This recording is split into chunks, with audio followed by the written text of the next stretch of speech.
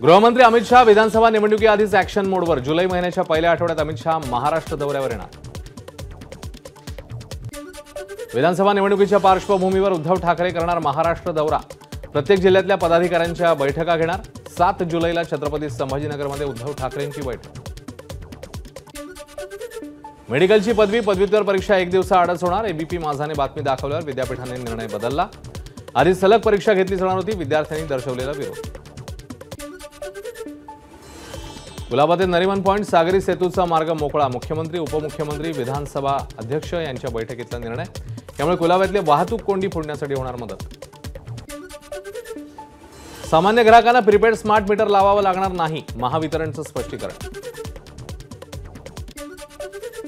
आईस्क्रीममध्ये बोट सापडल्याचं प्रकरण। पुण्यातल्या फॉर्च्यून कंपनीचे असिस्टंट ऑपरेटर मॅनेजर ओंकार पोटेंचंच बोट असल्याचं डीएनए अहवालातनं समोर। फॉर्च्यून कंपनी विरोधात गुन्हा दाखल।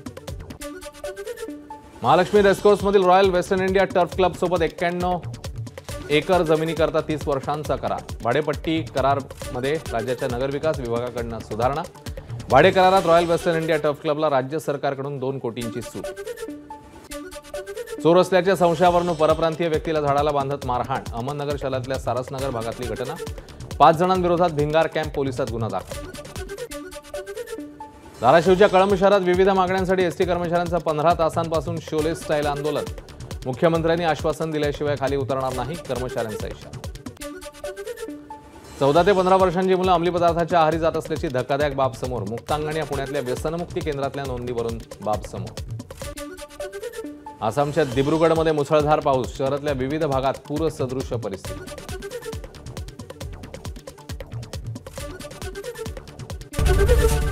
एबीपी माझा, उघडा डोळे बघा नीट।